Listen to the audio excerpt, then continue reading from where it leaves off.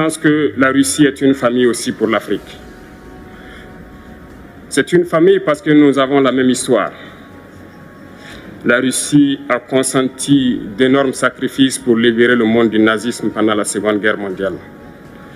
Les peuples africains, nos grands-pères, ont été déportés de force aussi pour aider l'Europe à se débarrasser du nazisme. Nous partageons la même histoire en ce sens que nous sommes les peuples oubliés du monde.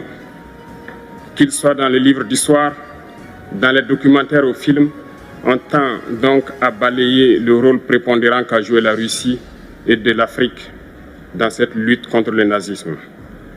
Pour ce qui concerne le Burkina Faso, aujourd'hui nous sommes confrontés depuis plus de 8 ans à la forme de manifestation la plus barbare, la plus violente du néocolonialisme, de l'impérialisme. L'esclavage qu'on tend encore à nous imposer. Nos dévanciers nous ont bien appris une chose. L'esclave qui n'est pas capable d'assumer sa révolte ne mérite pas que l'on s'apitoie sur son sort. Nous ne nous apitoyons pas sur nos sorts, on ne demande pas que quelqu'un s'apitoie sur notre sort. Le peuple burkinabé a décidé de lutter contre le terrorisme en mesure de relancer son développement. Dans cette lutte, des vaillants peuples, des vaillantes populations se sont engagées à prendre les armes face au terrorisme, ceux que nous avons affectueusement appelés les VDP, des volontaires. Nous sommes surpris de voir les impérialistes traiter ces VDP de milices et de tout type.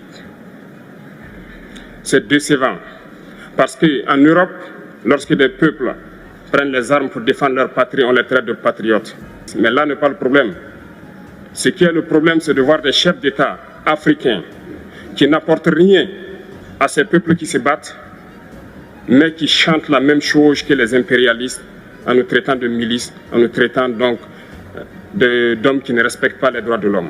De quel droit de l'homme parle-t-on? Nous nous offusquons contre cela et c'est honteux. Il faut que nous, chefs d'État africains, nous arrêtons de nous comporter donc en marionnettes qui dansent à chaque fois que les impérialistes tirent sur les ficelles. Hier, le président Vladimir Poutine a annoncé donc l'envoi de céréales en Afrique. Nous sommes bien contents. Nous lui disons merci pour cela. Mais aussi, c'est un message passé à nous, chefs d'État africains, parce qu'au prochain forum, nous ne devrons pas venir ici sans avoir assuré, pour ceux qui ne connaissent pas la guerre, l'autosuffisance alimentaire de nos peuples. Nous devons prendre l'expérience de ceux qui ont pu déjà atteindre cela en Afrique